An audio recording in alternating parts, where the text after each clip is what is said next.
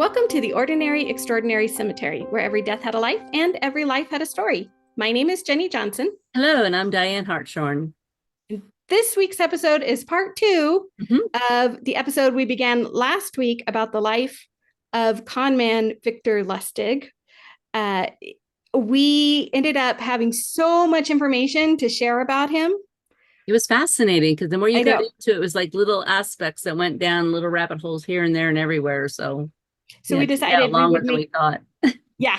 So by the time we finished recording, we decided it would be a two-part episode. So welcome back for our second part. Before we get into that, we just want to quick remind you, the Central City Annual Cemetery Crawl is coming up August 24th, which is a Saturday. The ticket link is in the show notes. It's also on our website. So make sure you go if you're in the Colorado area, and especially in the Central City area, which if you're like in the Denver metro area, that's only about an hour away.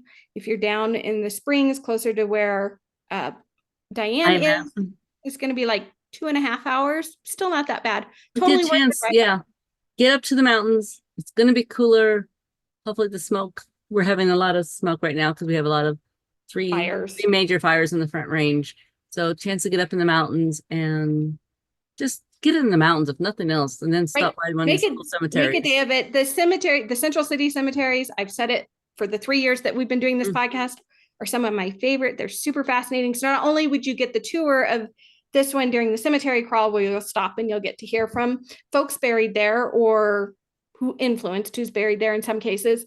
But you can, after the crawl is over, if you wanted to explore the other cemeteries that are right there, you can totally do that. It's totally worth it. And then there'll be other activities going on in town. So you can go down in town. If you're a gambler, you can go gambling in Blackhawk. Or it's like the old days, like the old gold rush days. So make a trip of it. It'll be fun. Yeah. I would love to see you there. I'll be one of the reenactors, so you can come by and say hi to me at my spot. She's going to be wearing a beautiful blue sapphire dress. I've seen the color, and it's excited about it. Okay, this may sound really weird, but Jennie looks really good in sapphire blue. So. It is my color. I will agree. Blue is my color, and this darker blue is just such I cannot wait to wear this dress. So it's very pretty. Come and see us at the Central City Cemetery Crawl. We look forward to seeing you there. And we will, hopefully by our next episode, we will have our tickets on sale also for our upcoming Beyond the Grave event. We're so excited.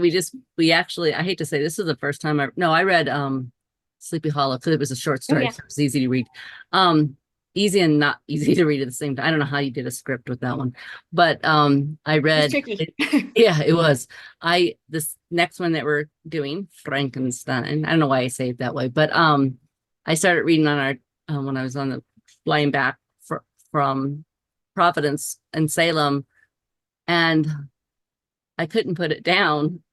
It is so good.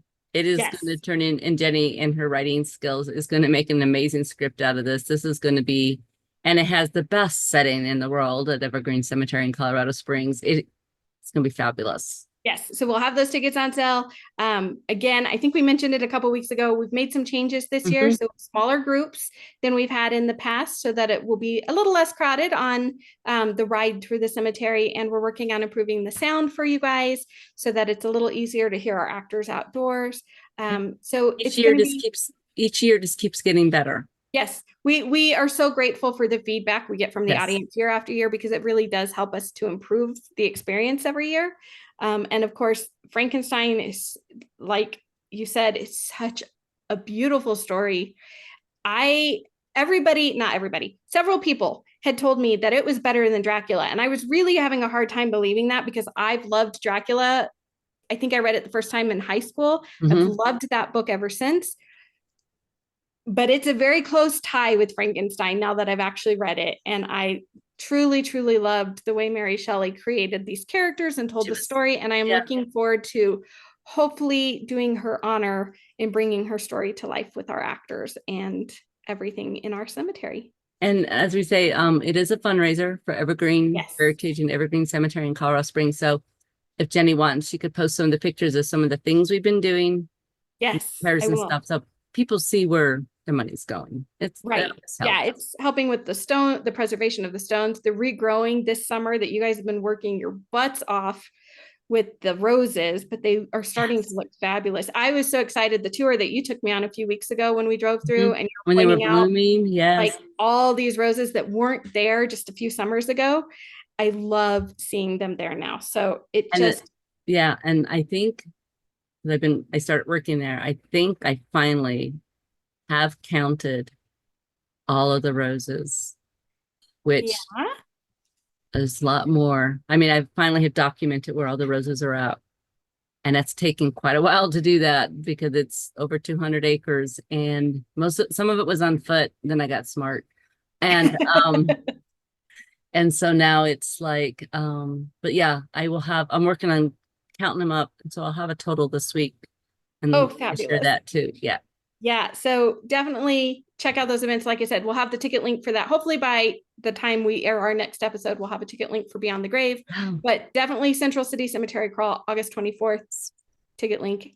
But And that's the fundraiser for them too, as well, right? Yes, that helps support the Gilpin County Historical Society. Mhm. And the important thing about all historical societies are all important. I'm not trying to diss any historical society or any society that helps preserve history. But for me, at least personally, as a Colorado native, and probably Dianne too, our history as a state really begins in Gilpin County. That's where the initial gold rush was for us. That's where everything starts. So Colorado wouldn't be the state it is without everything that happened in Gilpin County. So it's important that their history is preserved. Gilpin County is the smallest county, has always been and still is the smallest county in the state of Colorado. So it has the fewest residents. So anything that we can do from outside of Gilpin County to help support it financially and help keep that history going is super important. And so this particular event is one of their historical society's events that helps keep the history alive and keeps their museum running and helps get books published and all kinds of stuff. Especially the smaller museum that don't have a lot of backing. Those are the museums that really need to be supported and be able to have their doors stay open. Yeah. So And the members of the historical society there, the gentleman who runs their museum, they are all so passionate about that history and so passionate about everything. So if we can just help them by attending these events, and in my case, by getting to participate in the event, which I absolutely love doing every summer, it's just a big deal. So if you're in Colorado, or if you're going to be visiting Colorado and you're in like the Denver metro area, or Golden, any of those places right there, that weekend, come up, see us, enjoy it, get some history. And now we'll jump right back into Mr. Lustig and his illustrious career. Oh, that was good. I was thinking the same thing. See, great minds think alike. Of course. And then so his next scam, the Eiffel Tower I could see because it was an eyesore. People were talking about tearing it down. So legitimate scrap dealers coming to be a part of that makes sense. I mean, it just took advantage of that. But back in America, he perfected and sort of invented, and I hope I'm going to say this right, it's Romanian box scam. That's how I'm pronouncing it. That's what it looks like it's spelled as. It's Rumanian. So we're saying Romanian box scam. Okay. And so this was a wooden box. It's fancy. It was like beautiful. A fancy wooden box. Yes. Yeah. And it's so funny. But he claimed that you could duplicate any denomination of money. So he would show his victim often $100 bill, and he would feed it into the machine. He would tell the person, however, they would have to wait 6 hours for the machine to work. Because, the stuff isn't instantaneous back then. The machine has to do its job. Right. It had to copy its money and everything. Right. And so when they returned, the machine would, of course, eject $200. So 2 $100 bills. The person would be floored. And of course, who would not want to buy a money-making machine? Right. And they would take it home and try it for themselves. But by the time the 6 hours were up and they figured out they had been scammed, Victor was long gone. This one cracks me up. And most of the time, though, the reason he was actually really successful, and I think he may have actually started this before the Eiffel Tower. I think it was a small time thing, and he just made it a bigger thing after the Eiffel Tower because he realized, especially in America, you think about the way our states are connected, he could hop from state to state to state pretty quickly, jump on the train at that point. The train's connected east to west coast, jump on a train, go where you needed to go. Or at one point, he did actually have a chauffeur, and he owned several Rolls Royces, and he would have a chauffeur meet up with them and they would skip town. But most of the people he was selling this machine to, his box, were a little nefarious themselves. So again, they weren't going to be going to the cops saying, hey, this guy said he could duplicate my money, and then he lied. And then when they would like, some of them would actually eventually take the box apart and realize that it was just a bunch of like wheels and cogs and things that did nothing. It was just a scam. But they weren't going to go tell the cops that they were trying to counterfeit money either. So another reason he was so successful at getting, and he would sell, he would sell these machines for a couple $100 up to a couple $1,000 sometimes. It depended on who his mark was at that point. One of his more infamous marks was a sheriff from Texas. He convinced this sheriff, which this, you have to go, okay, you're supposed to be the law-abiding citizen, but we know there were crooked cops and everything. They didn't make all the money either. Right. Yeah. An actual sheriff is not going to get paid a lot of money. And this guy obviously wanted money. So he managed to sell it to the sheriff for $4,000. Did his thing, skipped town, said, wait 6 weeks, whatever. The sheriff realized he had been tricked. So he tried to pursue Lustig to Chicago, did actually meet up with him again in Chicago. But again, Lustig, being the smooth talker that he was, just convinced him that his machine just wasn't working properly. And so he gave him his money back and then some. Just happened to be that all the money Lustig gave back to him was counterfeit money. And of course, the sheriff didn't figure that out until much later. So he was not a happy man at that point, that particular sheriff. So in more than 40 cases, he beat the rap or escaped from jail while waiting trial, including the same Lake County, Indiana jail from which Don Dillinger had escaped, which you would think, okay, this would have been before Dillinger. So you would think they would have put something probably into place so maybe Dillinger wouldn't escape, but right. But apparently they didn't. So who knows? I just find it funny. Also, in between all of this time, about the same time, a little bit later than this, I think around 1930 maybe or so. And I didn't put this in the notes, and I only kind of briefly read it. And I'm sure you read it too when you were reading some of the other stuff. He managed to con or nearly con Al Capone. So yeah, yes. Al Capone was a big name in the 1920s and 30s. He was a big time gangster. So for our non-American listeners, if you haven't heard of him, he was the gangster of the gangster. Like everybody knew who Al Capone was, and he had dealings everywhere.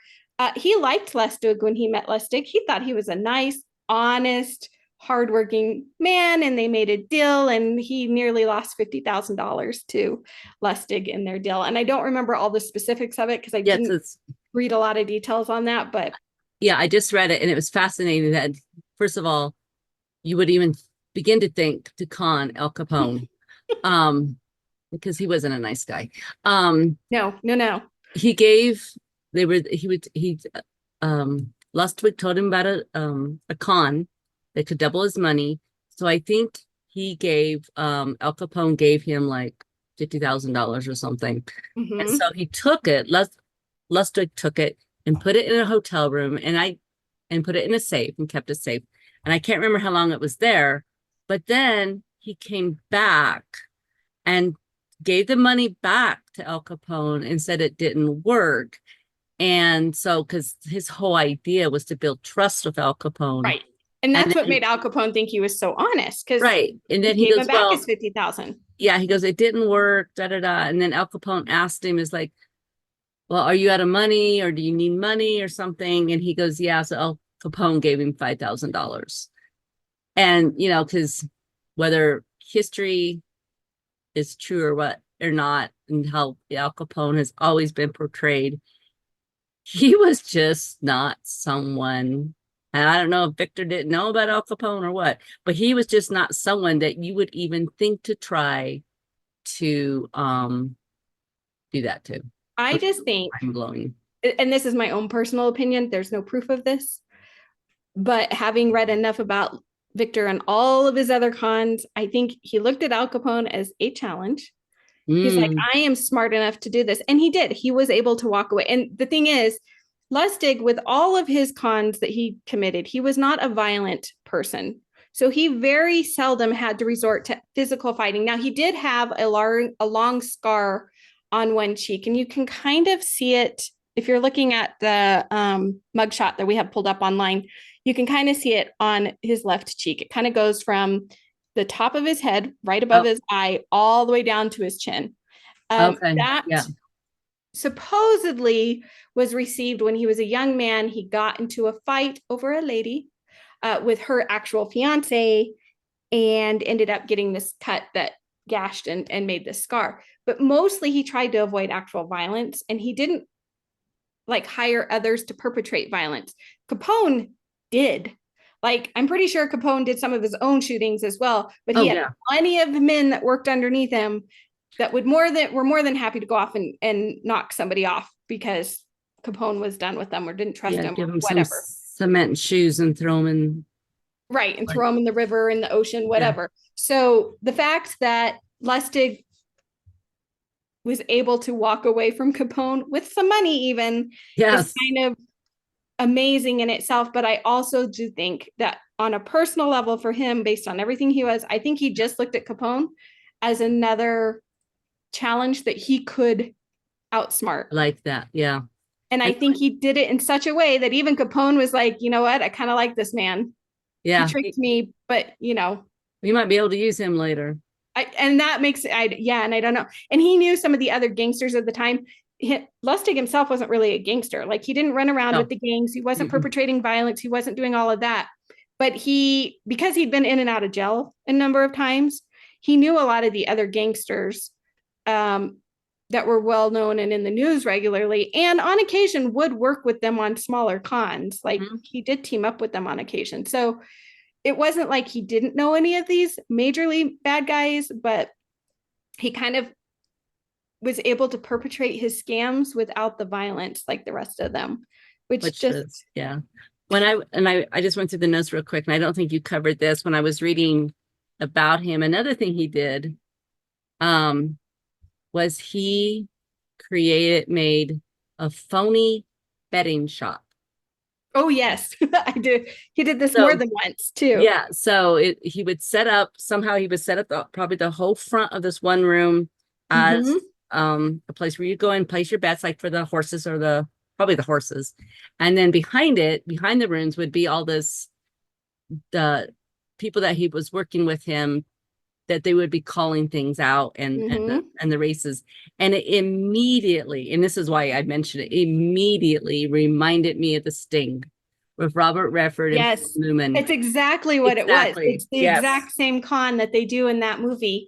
And it worked very well when he was in the right place and time. There were a few times where it failed and he either got arrested but got out of it, or it was like, time to go, guys, we got to get out. That was one of the things that impressed other criminals, but even non-criminals, about him, is he remained cool under pressure. So even when something was going down and it wasn't working well, he remained calm.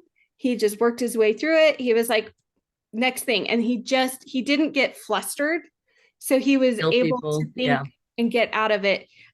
There was one story I read where it happened to be a horse race, and there were 5 horses in the race and there were 5 jockeys, and he paid each one of the jockeys off to complete the race in a certain order. Right. And then of course he went in and made his bets and whatever. Well, unfortunately during the race, one of the horses fell down or broke a leg, or I don't remember what happened. Something happened, which then caused other horses to fall. Like, the race didn't go as planned. Right. So then he was like, well, now he was going to be out his $300 or whatever he betted. But instead, what did he do? He didn't panic. He went to his car. He had lots of these banners that I guess he kept in his car at all times. But it was this banner about making some other kind of bet. And he had a box that he would stand on. He put it up real quick, and he got all these other people that were there to place these other bets. And then while the race was happening again, he loaded everything up, took all their money, and left. So he Oh my actually ended up gosh. making more money on that scam than what his original intention was when he paid off the jockeys to begin with. So, and then there was another instance where he was at a nightclub, and it was one of the times, and I do believe this was in Europe, but somebody had like thrown a Molotov cocktail or some kind of bomb through the window.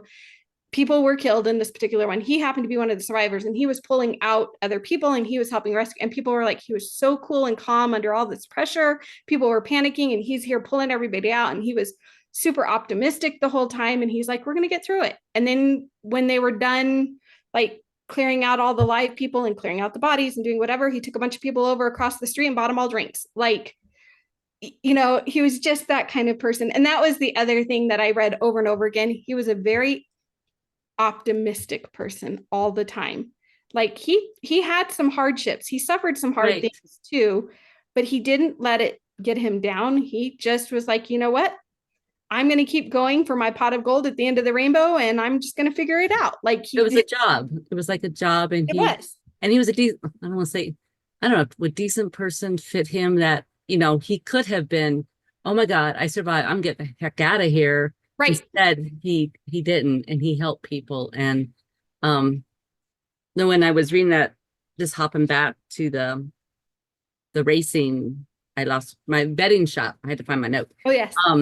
I did immediately have to look it up to see if it was based on a true story. And if I was like, oh my God, if it's based on this man, I'm going to die.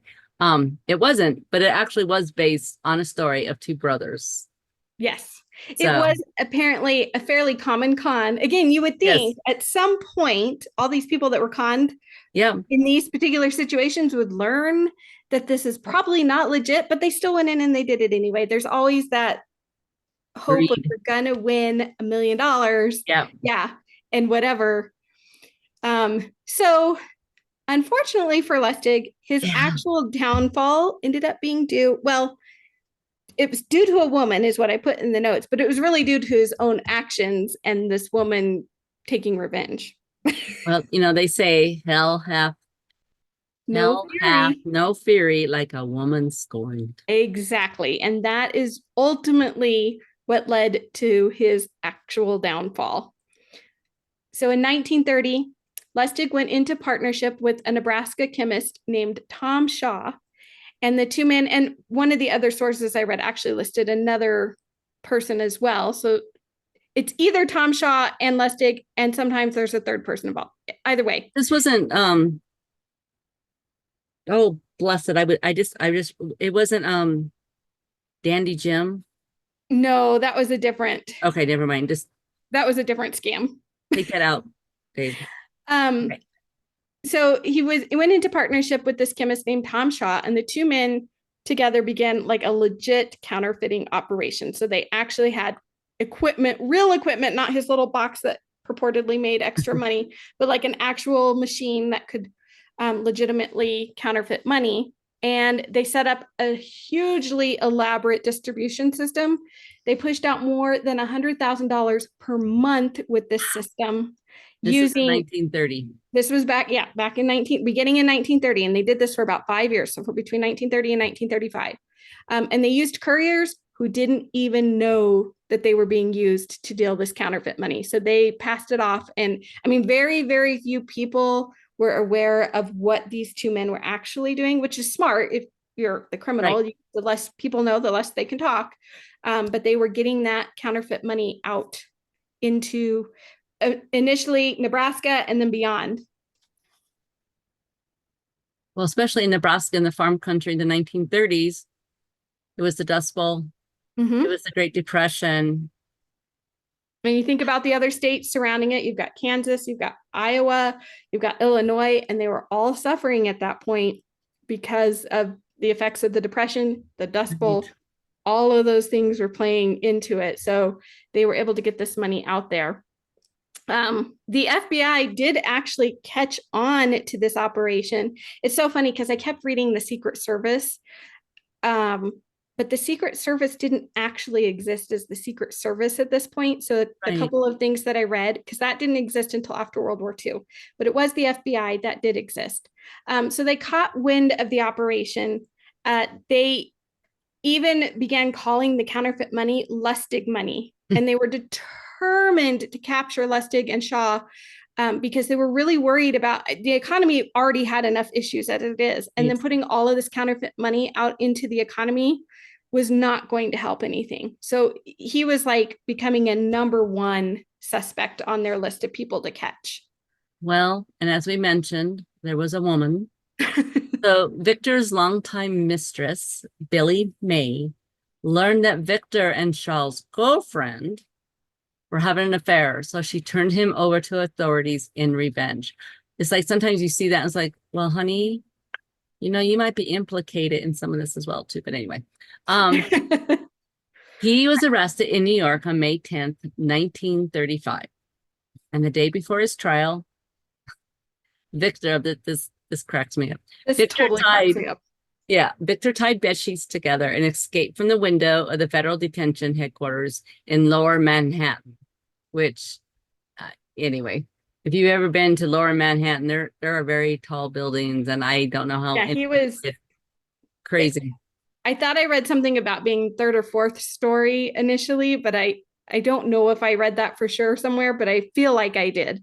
So he was pretty high up still. Yeah, he was pretty high up. So he tied his sheets together and he shimmied out, or whatever you would do. And he was pretending to be a window washer. And so he was climbing down the window, and he was slowly just looking around, probably waving at the folks below, and he was wiping the windows. And then, of course, dozens of passerby saw him, because I'm sure window washers are not like anything unique in New York. And nobody said anything. I know, because they probably didn't know who he was. You know, he probably tipped his hat at the lady crossing the street. But he was unfortunately recaptured 27 days later in Pittsburgh, Pennsylvania. He got pretty far away before they caught up to him. He did, yeah. And he was tried. He made it to trial, and he was tried for various crimes, including fraud and counterfeiting. And unfortunately, Victor, I guess, I don't say came to his end, but he was sentenced. They were able to convict him, and he was sentenced to 20 years in prison. And he was incarcerated in the unescapable prison known as Alcatraz. In California. So California. His trial was in New York, and then they sent him to Alcatraz in California. And he was his sentencing was 15 years for the counterfeiting, and then another 5 years for something else. And I don't remember what the second part of that was. So overall, it was 20 years that he was sent there.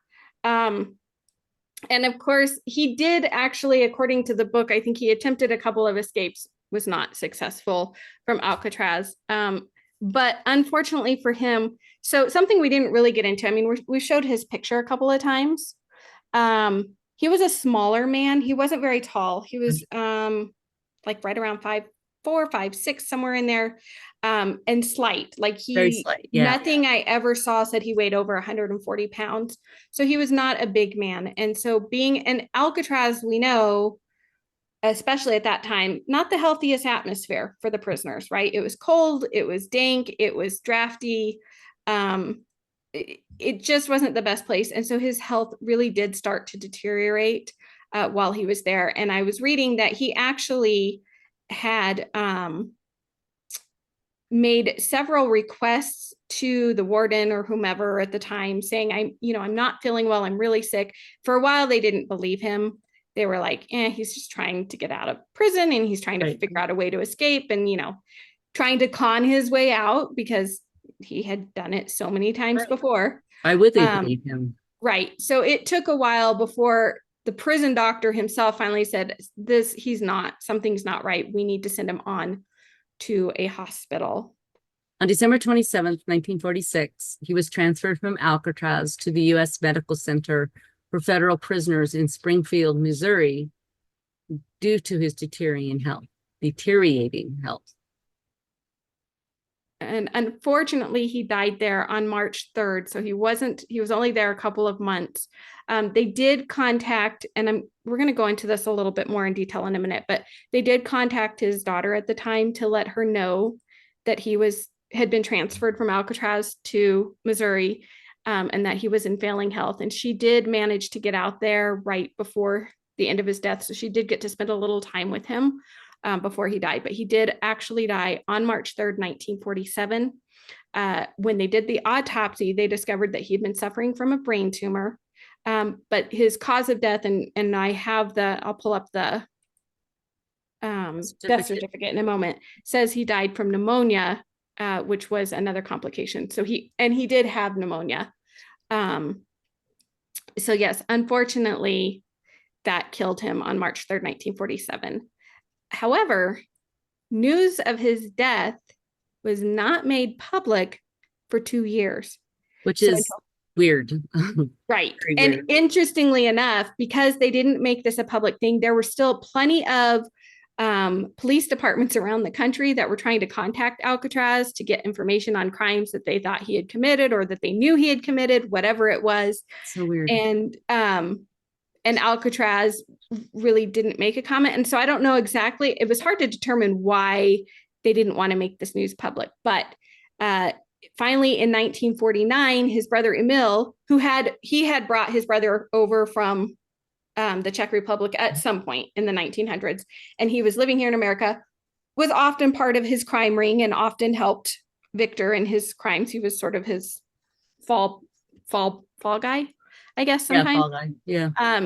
But he gave an interview to the Associated Press after he was arrested for counterfeiting, and they think he was trying to reduce his own sentence and stuff. But he gave this interview and made it known in court and in this interview that his brother had been dead for the last 2 years. And it was published in papers across the country. There were lots of different, you can go, if you subscribe to newspapers.com, I bet you could even just Google some of these newspaper articles. Mm-hmm. Like there's lots of titles, death of whatever. But the paper reported it as the death of Robert V. Miller, known as Count Victor Lustig, one of the world's most notorious swindlers, was disclosed yesterday by his brother at a court hearing in Camden, New Jersey. Miller, sentenced in 1935 to 20 years in Alcatraz, died March 11th, 1947, at the age of 57, of a brain tumor in a federal hospital in Springfield, Missouri. Federal authorities confirmed this and said notice of the death had never been published. So again, I'm not sure why that didn't get published, unless they were just trying to make him less notorious at that point, because there are lots of other articles that talk about his deeds when he was on the run and when things did catch on, there's plenty of that too. And so I'm not sure what all that was at the time, but it was not widely known that he had died until 2 years later. Unless his brother was using his name for something that he did not think about that. Yeah, that he did not need. He needed him to be alive, right, for whatever he was doing. So, and as far as the name goes, and I think we said this at the beginning of the episode. So, if you look at his arrest records for 1935, they did list his name as Robert V. Miller, alias Count Victor Lustig. I don't know why the FBI decided at that point that was his legitimate legal name, especially since he had gone through so many other names.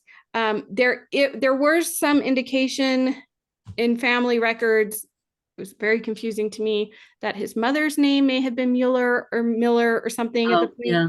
So I think there's a connection there, but for whatever reason, the FBI, when he was initially arrested and then sentenced, they went with that name. So all of his prison records from 1935 on have the name Robert Miller, as does his death record, which is what you can see right behind Dianne. She's marking that out. So if you're watching us on YouTube, this is the official death certificate that does list that he had a brain tumor, that he did die of pneumonia, that his body was released to his daughter Elizabeth, and it was signed and everything. And that's the official one. And then behind me is one of his wanted posters. You can see his fingerprints they have on it. The same mugshot that I think I had up earlier, yeah. And then his physical description and everything else is on there. So he was very much a wanted criminal by the time they caught up to him. And his body was released to his daughter, Elizabeth Betty, who originally had him buried at Mount Moriah Cemetery in Kansas City, Missouri, which I'm sure was like the closest cemetery, but later had him relocated to Davis Memorial Park in Las Vegas to be buried next to his wife, Roberta. And I'll pop his picture up so you can see his headstone. Yeah. And so here's where things got confusing to me, or tricky to me. His wife and daughter are very seldom mentioned in any of the official records. Again, her name is Elizabeth, or Betty as she went by, is listed on that death certificate, and that's who the coroner released his body to. But really, he kind of, from the accounts that are said to be Betty's and her memories, he tried to keep their names out of the press, and he tried to protect them from his crimes. And in fact, at one point, she said one of the very first things she ever learned to say was never talk to the police. That's something he taught her. She very much doted on him. I've seen other things online when I was doing this research that said he never had a daughter. It's really, really hard because the birth records are all super obscure. The marriage record is super obscure because, again, because he used so many names, and even his wife used different names at times. It's really hard to pinpoint if these people were real or not. And I couldn't find any record, and I didn't see it listed in any of the stuff I read, of the actual disinterment and reinterment of his body from Kansas City to Vegas, but there is no record of his body at Mount Moriah in Kansas City. I couldn't find it there at all. So I don't know how much of this is true. There's also, and I know one of the links I sent you had said that there was a gentleman who back in 2016 did extensive digging in his hometown back in the Czech Republic, trying to find a record of Victor Lustig, and could not find any records, he said.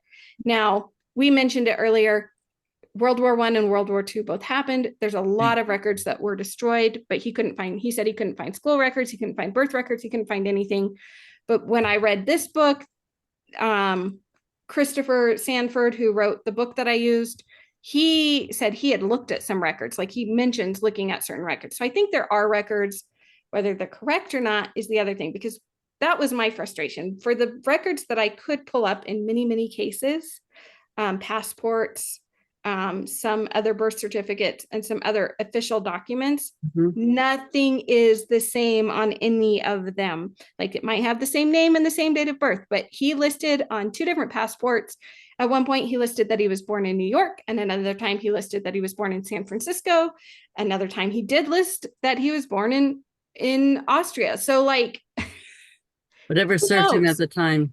Right. And again, because there was no way to connect these documents back then the way we can now, this is what's left of these records.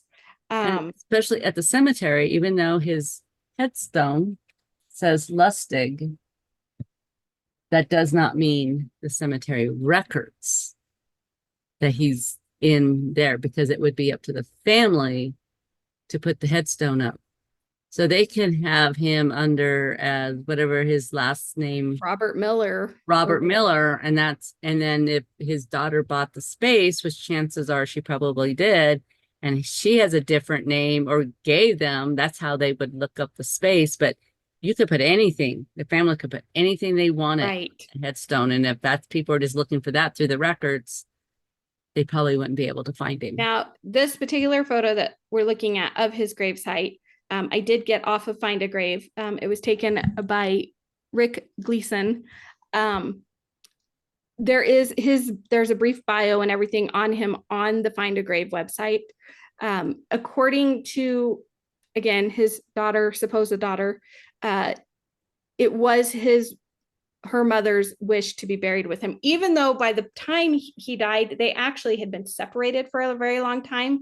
I don't think they were ever divorced, but they had been separated. He did have the the girlfriend who reported him to the police. But he'd had many girlfriends even after they were supposedly married. So their marriage date, according to the book, was November 3rd, 1919. So they were married quite a long time. And then she was born in 1922.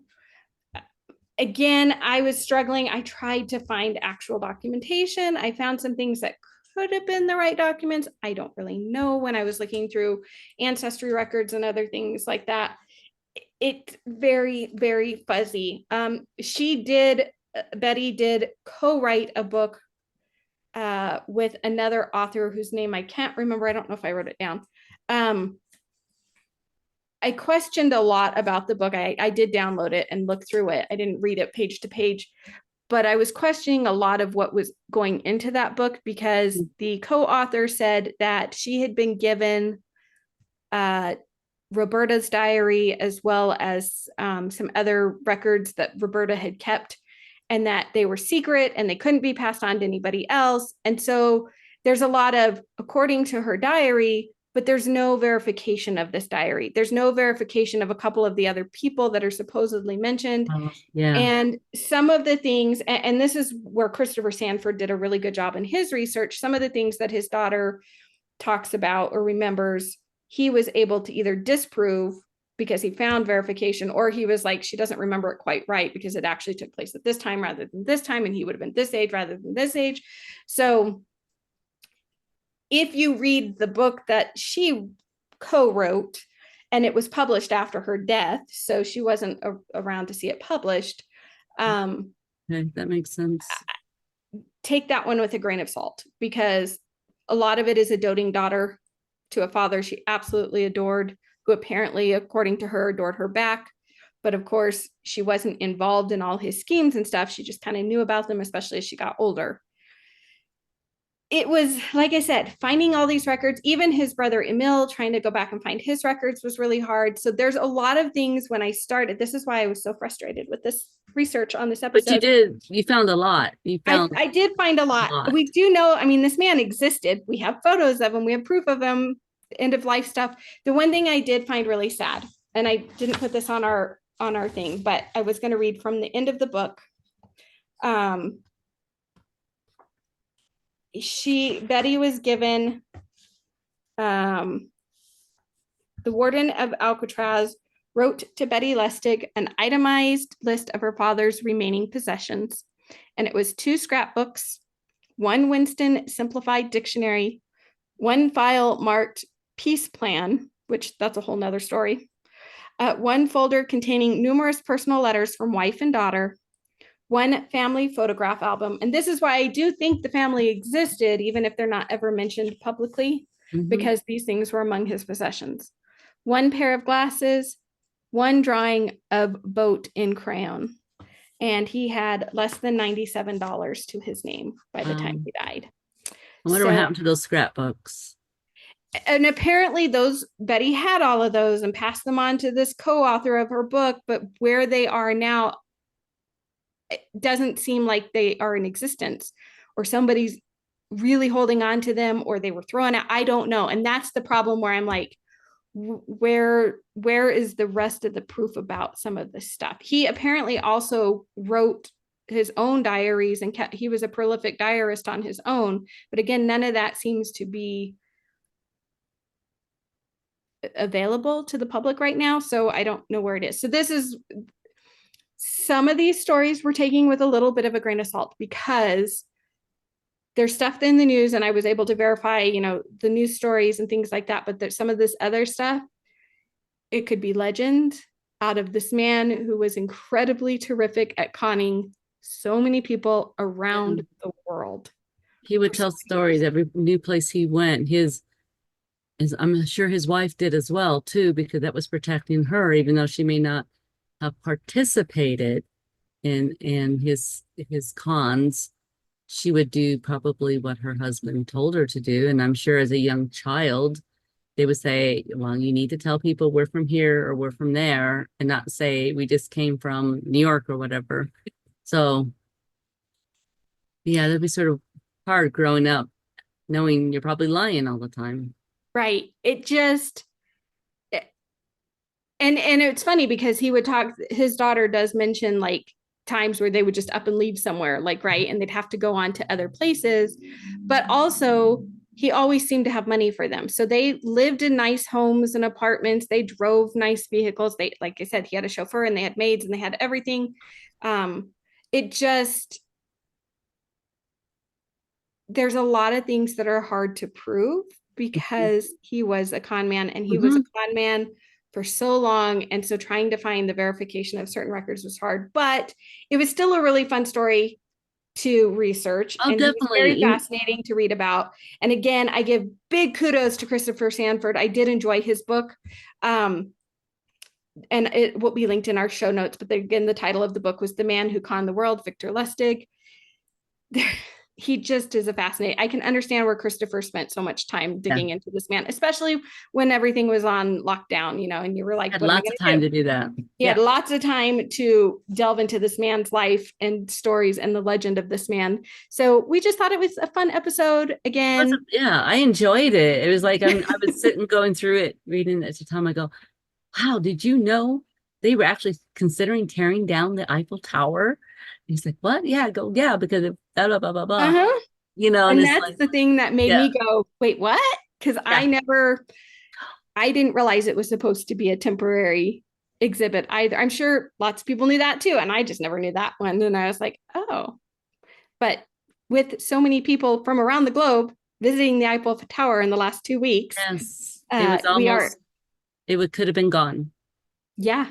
And it would have made our impressions of Paris so much different Oh my, had that come down when it was yeah. supposed to. Like, in our modern minds, we would have known about it from a historic perspective of this was, you know, the Paris Exposition, and there was this big thing called the Eiffel Tower, and then they tore it down, and we would That have was been like, it. eh.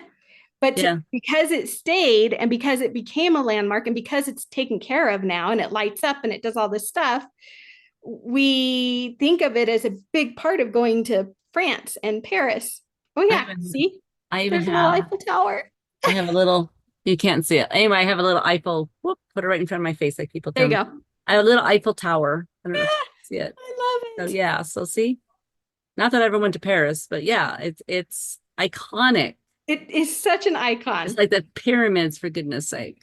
Right. And our entire perspective of France would be different without the Eiffel Tower. Our modern perspective, I should say, Right, would be right. completely different without the Eiffel Tower. So discovering Lustig's story and the fact that, again, he did actually successfully sell it for himself. I mean, he made the money off of it and disappeared.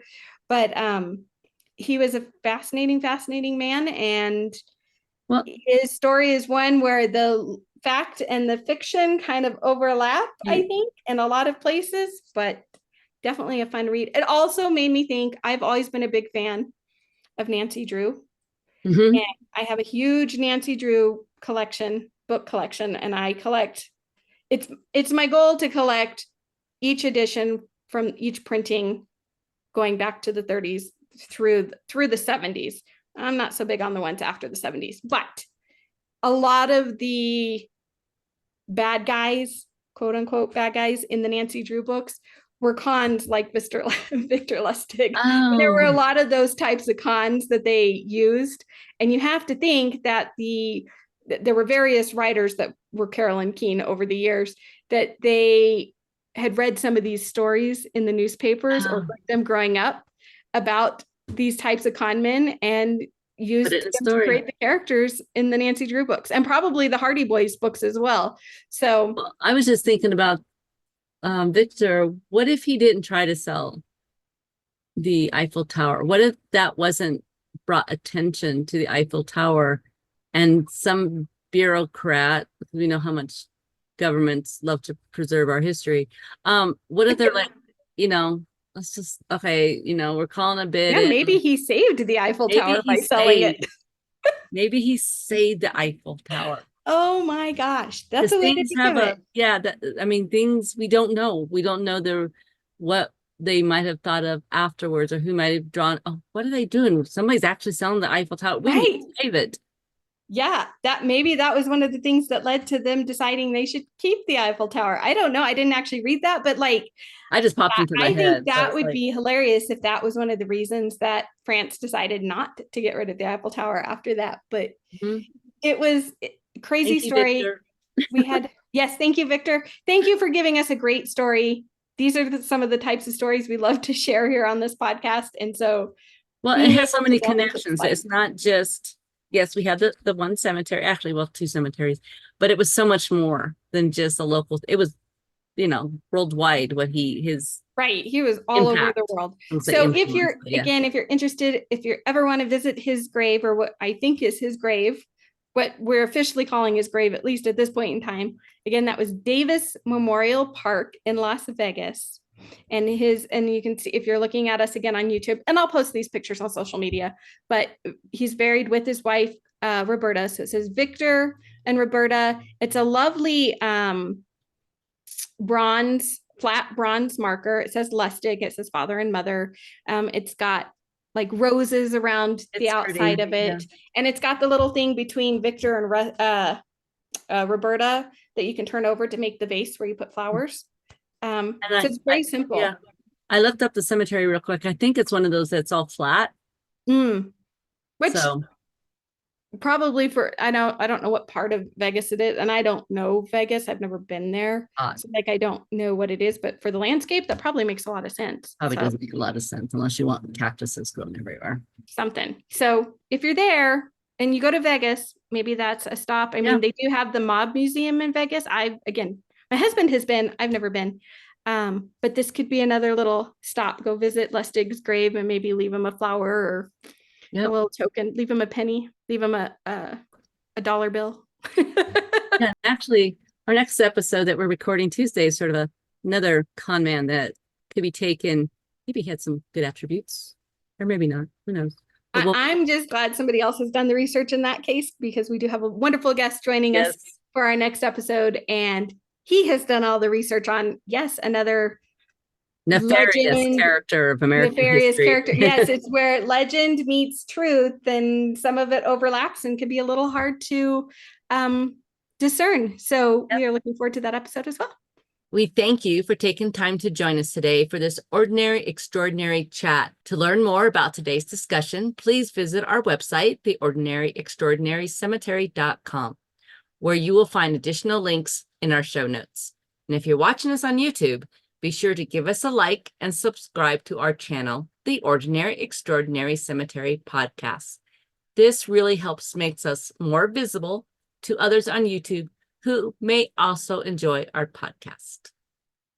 And please don't forget to visit us on social media, where we share all kinds of cemetery photos, quotes, tidbits, and more.